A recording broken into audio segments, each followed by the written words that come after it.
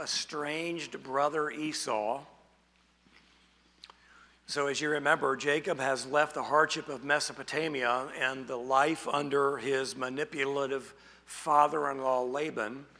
20 years of hardship, 14 years working to earn the right to marry his daughter Rachel. 6 years after that dowry had been satisfied, where he was given the ability to earn his wages in the accumulation of a flock. And so now he has left.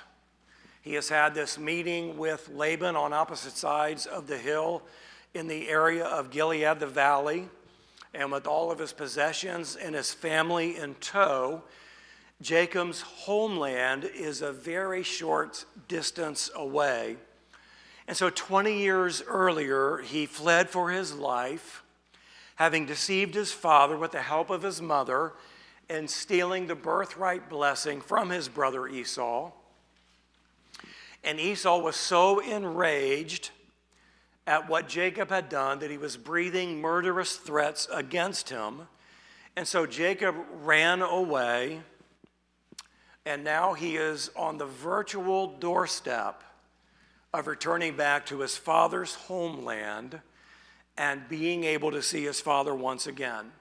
So as we enter into chapter 32, we come to the other of the more familiar passages regarding the life of Jacob. We've already looked at Jacob's ladder, where the heavens opened up and God spoke, and the ladder descended from heaven, and the angels ascended and descended from heaven, and God spoke the covenant promises to Jacob, and Jacob heard things he did not understand and was not able to necessarily apply to his life in that moment. That is one of the more familiar passages regarding the life of Jacob. And now in chapter 32, we're going to come against the other more familiar passage relating to the life of Jacob. And this is where Jacob is going to wrestle with God. That comes at the tail end of the passage. And before we get to that, we have to get through the first 2/3 of that passage. And we're going to do that today. This chapter is divided into three very distinct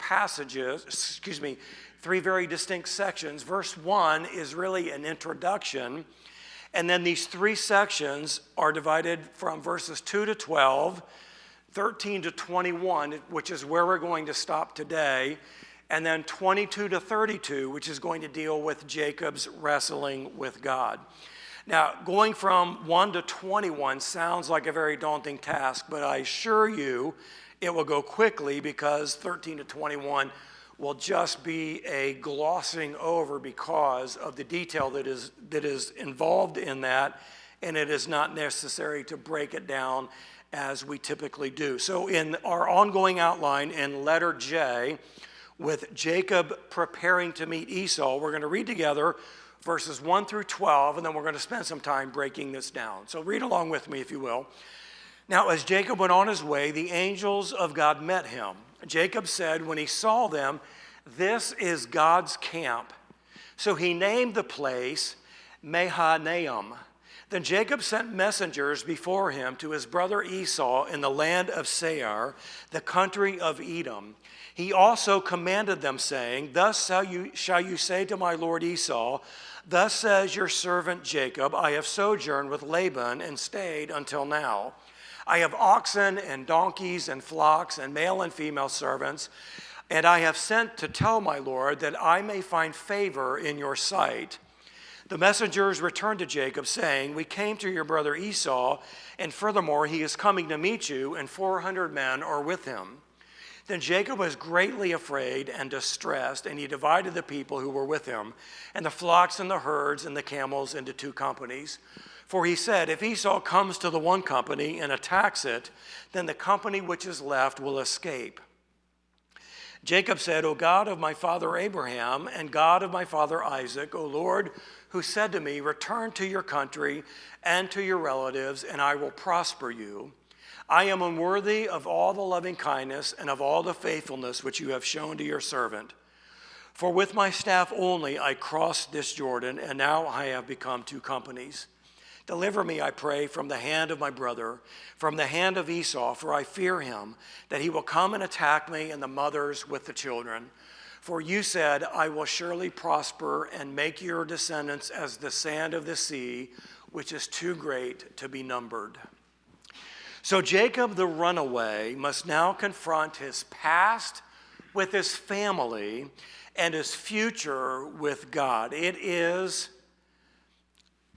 a coming together and a very pivotal moment in Jacob's life, as very difficult of the previous 20 years of Mesopotamia have been.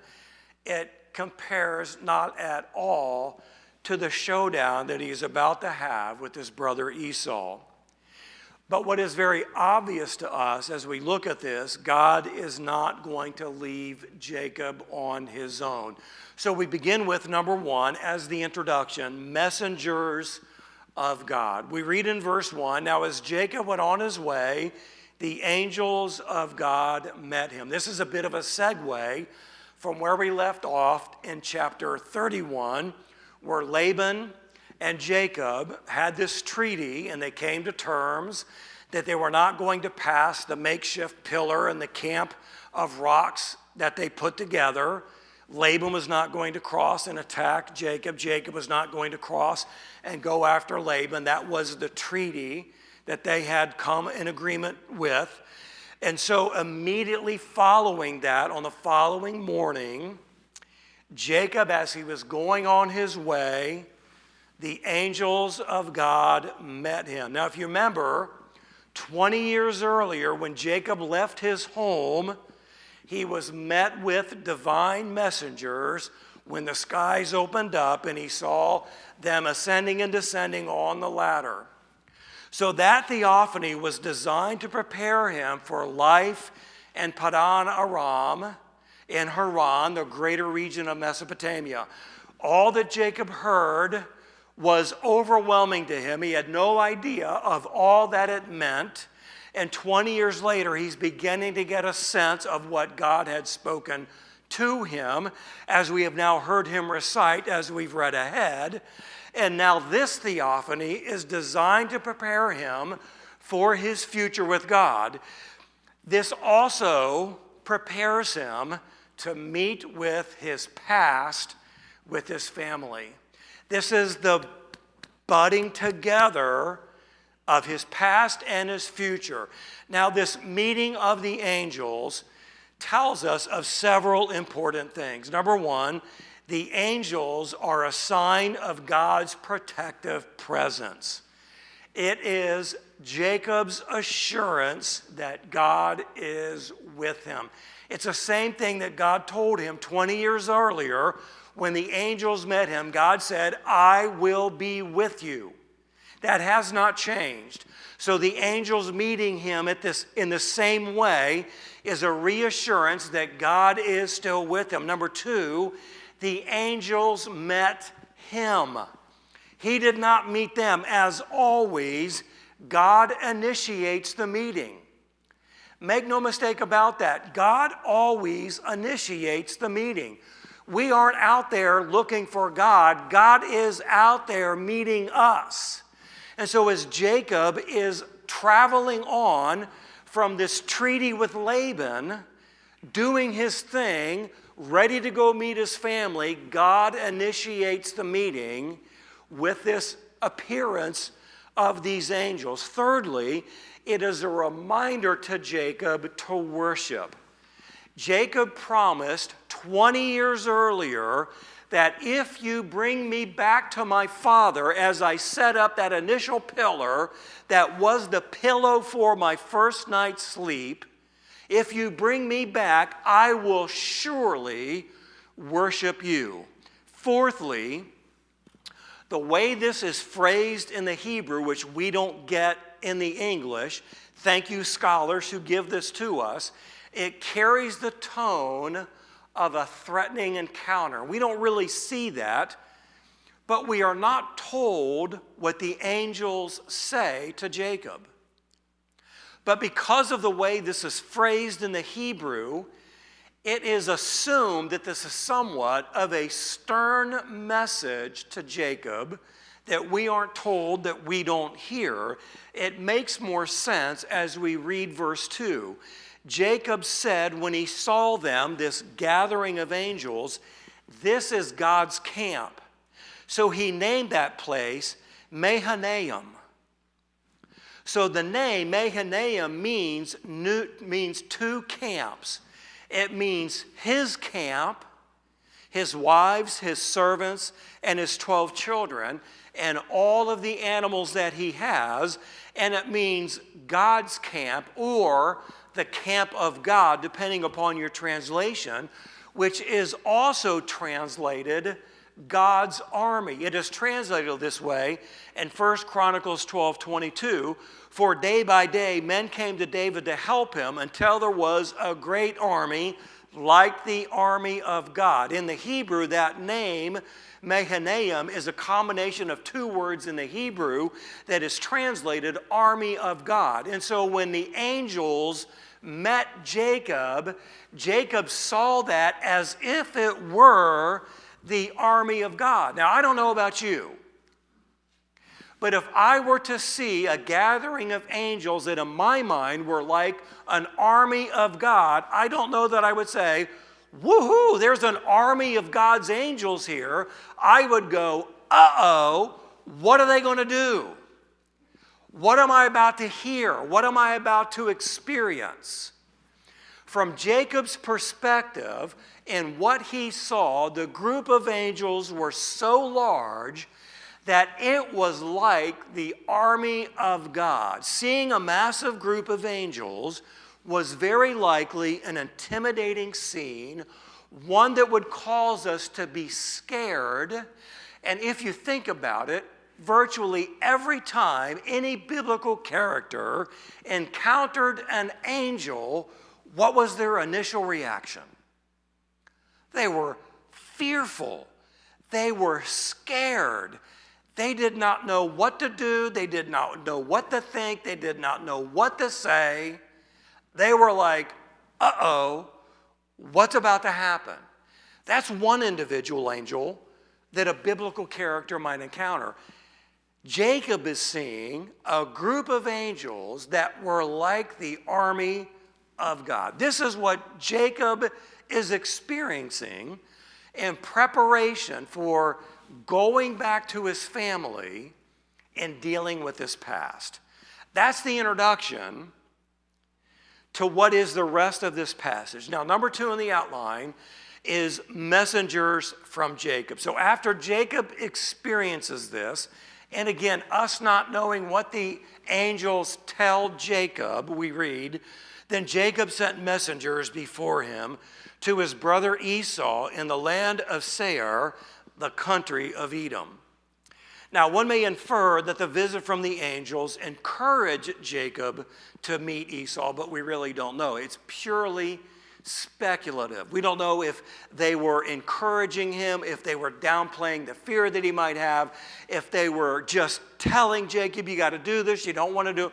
We don't have any idea what the angels were telling him. But what we do know is the land of Seir is south of Canaan, and we don't know how long it took for the messengers to get to where Esau would have been. At this point, after Jacob left, we already knew that Esau left his home and became the country, his people became the country of the Edomites. And if you look in the old biblical maps, the country of Edom was a very large territory, very south of Canaan.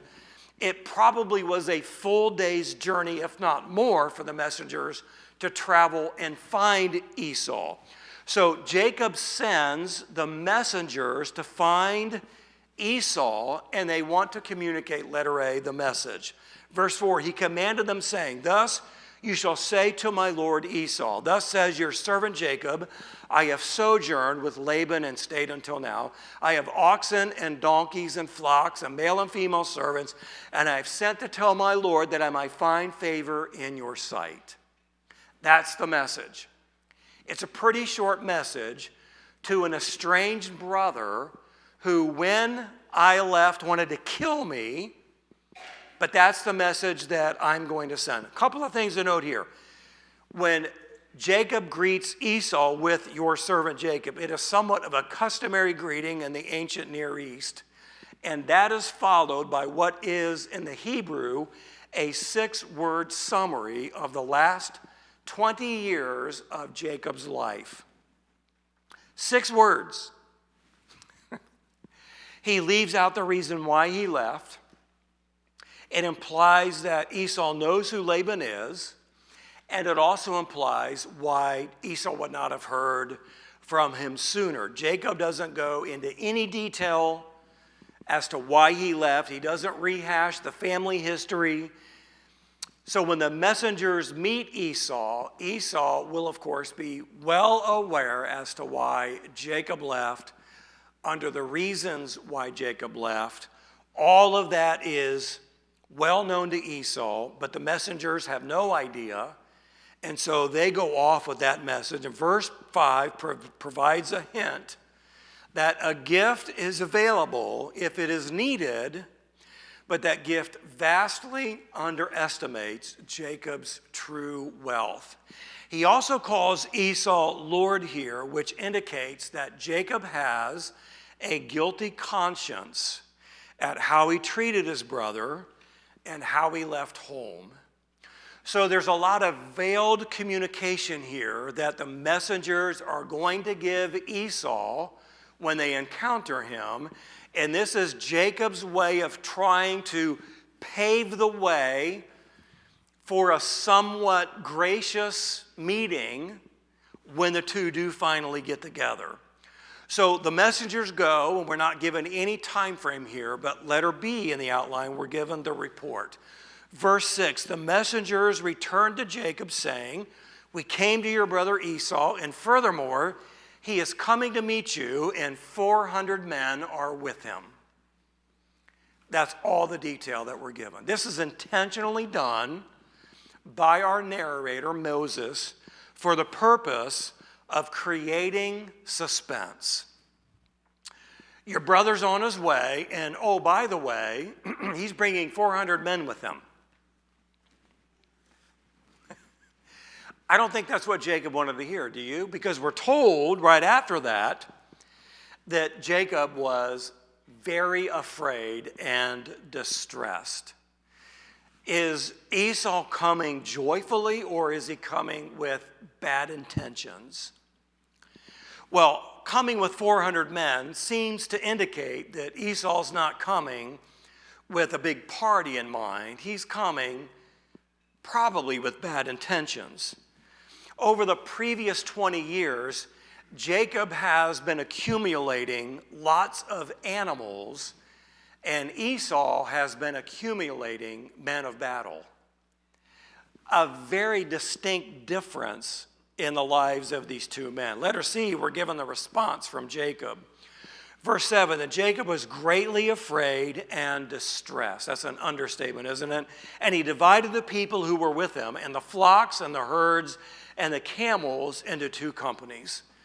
So Jacob is petrified. He fears the worst. Perhaps forgetting this encounter with the angels, that God has promised to be with him, and he is sure that Esau is going to exact revenge. So he devises the plan to divide his family into 2 distinct groups, so that if Esau comes and attacks, perhaps half of his possessions and his family could be salvaged. He says in verse 8, if Esau comes to the one company and attacks it, then the company which is left will escape. Well, that's Jacob's rationale. That's his thinking. But in reality, the chance that the second group could escape 400 warriors is slim to none. They would very quickly find the other group and very easily take care of them, just as easily as they could the first group. But what we find next here is the indication that true transformation is beginning to take place in Jacob's life. Letter D, Jacob prays. This prayer contains 4 parts. The first part is the invocation. We see this in verse 9. Jacob said, "O God of my father Abraham and God of my father Isaac, O Lord, Yahweh, who said to me, return to your country and to your relatives, and I will prosper you. The desperation of Jacob's situation causes him to cry out to God. Now, Jacob has not forgotten how God revealed himself to him 20 years earlier at Bethel in the first theophany, when God appeared and said to him in Genesis 28:13, I am the Lord, the God of your father Abraham and the God of Isaac. It is the exact same phrase that Jacob uses when he prays here. Jacob is learning to depend upon God and not upon himself. Letter B, number 2 is we have the confession in verse 10. I am unworthy of all the loving kindness and of all the faithfulness which you have shown to your servant. For with my staff only I have crossed this Jordan, and now I have become 2 companies. So we can see the spiritual transformation taking place in the life of Jacob. He recognizes his unworthiness before God, and that he is entitled to absolutely nothing. Loving kindness relates to a superior who, out of kind character, meets the need of another who cannot help himself. This is what Jacob is recognizing. I cannot help myself, and all that I have is the result of someone superior to me doing for me what I could have never done for myself. Faithfulness signifies that although the superior has no obligation to meet the need, the superior can always be counted upon. And this is what Jacob is recognizing for the very first time in his life. This always describes God, and Jacob recognizes what God has done for him. And oh, by the way, this is the first recorded prayer of Jacob, and it is the longest, most extended prayer in all of Genesis. Here, Jacob submits himself as God's servant, and this is an accolade that is reserved for Moses, David, Joshua, Caleb, and Isaiah's anonymous servant, the suffering servant that he wrote about, which of course is a reference to Jesus. When Jacob left home 20 years earlier, all he had was his staff, like a shepherd's staff. And now, 20 years later, he is large enough to separate all that he has into 2 distinct companies. And he attributes all that he has to the loving kindness and to the faithfulness of God. Thirdly, we see his petition. Deliver me, I pray, from the hand of my brother, from the hand of Esau, for I fear him that he will come and attack me and the mothers with the children. Deliver me or save me from the hand of Esau, because what Jacob realizes is that he is firmly in the grip of his brother Esau. That's his perspective. What he fails to recognize is that he is really and truly in the firm hand of God the Father.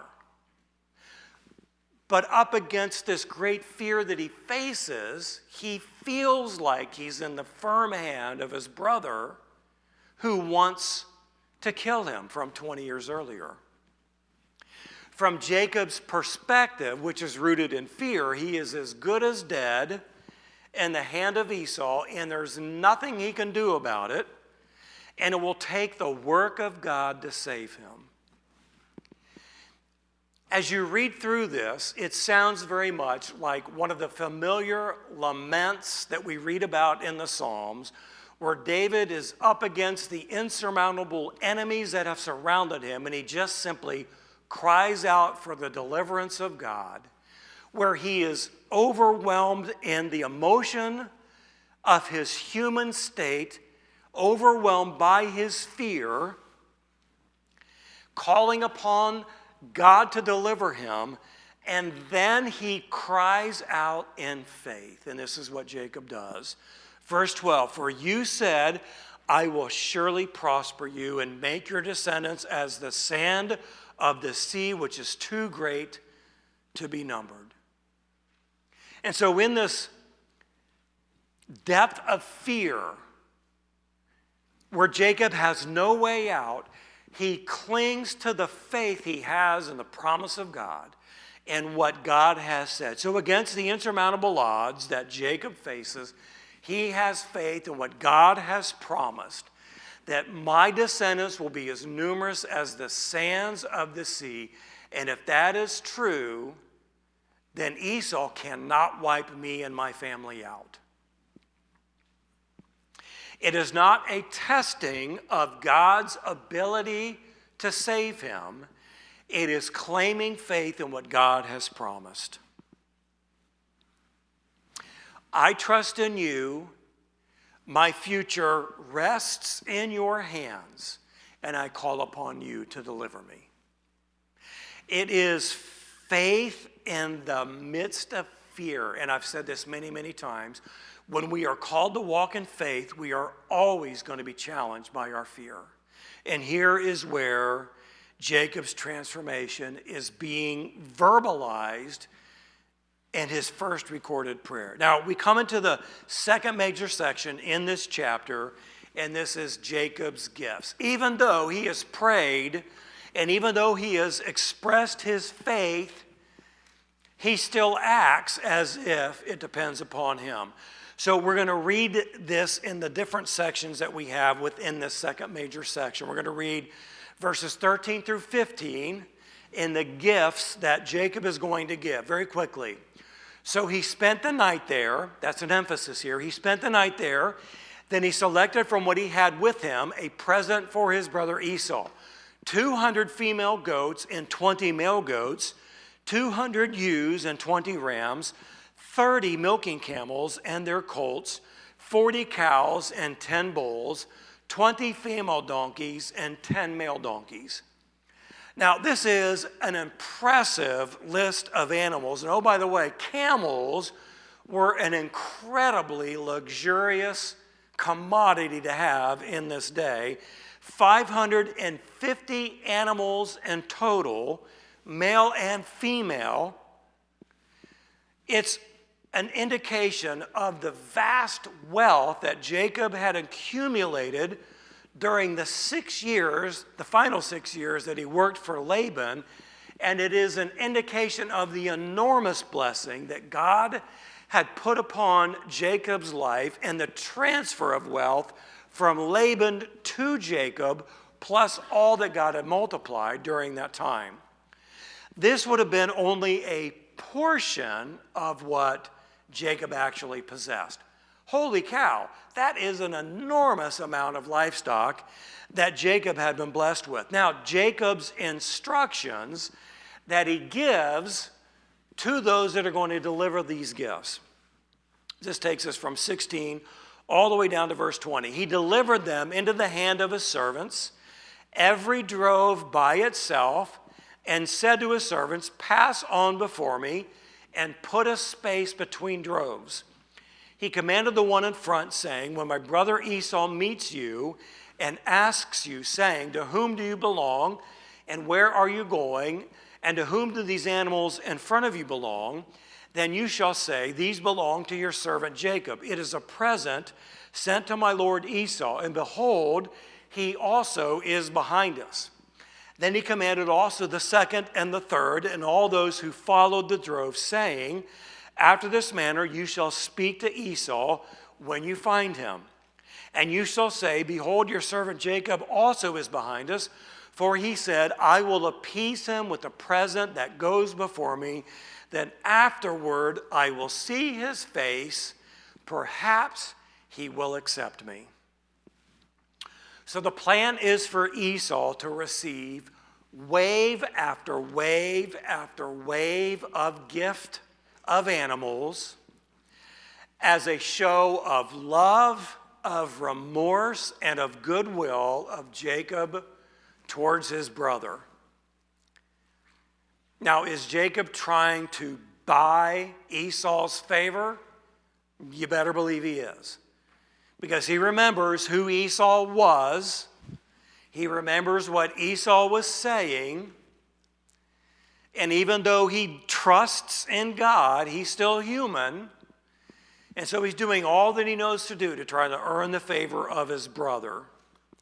But the true goal of all that Jacob is doing is seen here in verse 20, where Jacob says, when he will accept me. Literally, that means in the Hebrew, when he will forgive me.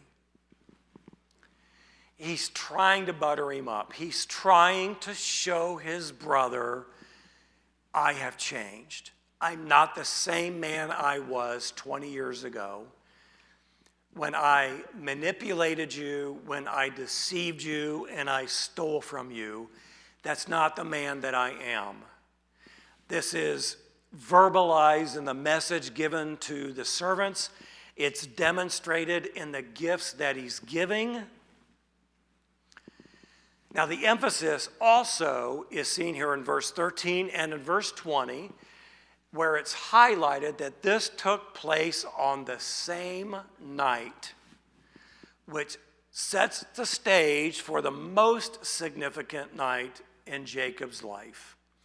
As important as the theophany was 20 years later at Bethel and just a couple nights ago at Mahanaim, this night is going to be the most important in Jacob's life because he's going to wrestle with God. And at the conclusion of that wrestling match, his name is going to be changed. It's going to be a lifetime worth of lessons in a night's long battle. And Jacob will forever be changed. He will be able to look back at all of his life and reflect on everything that God has done for him. And all of his future will be tempered by what took place on that very night. Now, there's a lot more that will be said about that when we look at this next week, but I'm going to say this.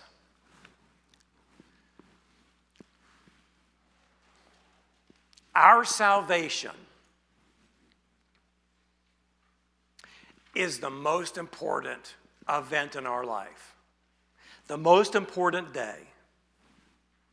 And there's some things that I'm going to say here that I'm going to expand upon very, very much next week, is that for some people, when they come to the moment of their salvation, it has been a wrestling match with God. Am I going to submit to his lordship in my life? Am I going to say yes? Some people wrestle with God in that way. But when we come to the point in our lives when we yield to the lordship of Christ and we receive him as Savior, that is to be the most significant night of our life, where that determines the future of how we're going to encounter our God, of how we're going to look back on our life before Christ and since Christ. And this is what Jacob is going to experience. Now, Jacob had this amazing theophany at Bethel. He grew up under the tutelage of Isaac, who told all kinds of amazing stories about his father Abraham, and we might have had some kind of spiritual ancestry like that. Some of us didn't. But regardless of the ancestry that we had, regardless of the spiritual formation that we had, what we have to cling to, what we have to lean on, is that experience of our salvation when we came to know a living and a loving God, which is to determine how we are going to live our lives. What are we doing with that moment? What are we doing with that most important event? because Jacob's life will forever be changed. Our lives at the moment of our salvation is to be forever changed. Have we regressed? Have we gone back? Have we said, well, God, I've gone this far but no further? Have we set parameters around what we will and won't do for God? You see, when we look at the lives of the patriarchs, we look at them and we say, how could they do such things, having these amazing experiences with God? If I had an experience with God like that, I would never fill in the blank. And you know what? We are fools when we think that way. Because what you and I possess in our hands is a completed revelation with everything man needs to know about walking with God, about serving God, about loving God, and all the reasons why. And yet, with that completed revelation, we still say, well, yeah, but I don't think I can, I don't think I will. And deep down what that means is, I don't think I want to. And what a shame that is. Well, we'll talk more about the wrestling match that Jacob has.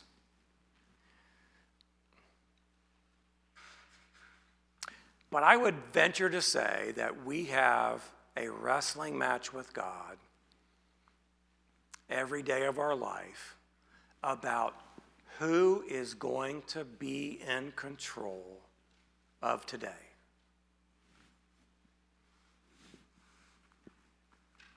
And we answer that question by the decisions that we make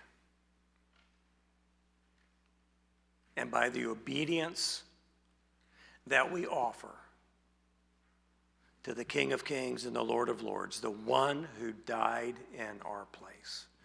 Would you bow with me in prayer, please? Father, we continue to give you thanks for the lessons that we can learn through these very familiar narratives.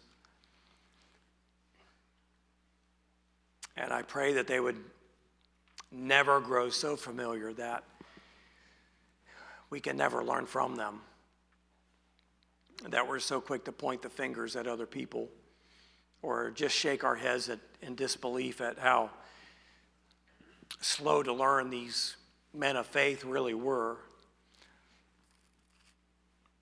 But I pray that you would continue to break through the hardness of heart that exists within each of us, and how slow we really are to apply the complete revelation of truth that sits in our hands, that dwells within our minds and our hearts. And as Jacob will eventually have to surrender in his wrestling match, that we would do the same. God, how we thank you for the love that you give to us. It's demonstrated through your loving kindness and your faithfulness, just as it was to Jacob. When you cleansed us from our sin, you cleansed all of it, past, present, and future. And yet we need to appropriate that cleansing by confessing our sin and turning away from it, and by committing to walk with you and by submitting to you. So, Father, I pray that we would just let go and let you be God and walk in the joy that you provide, experiencing the peace that comes from sensing the depth of that love you have for us.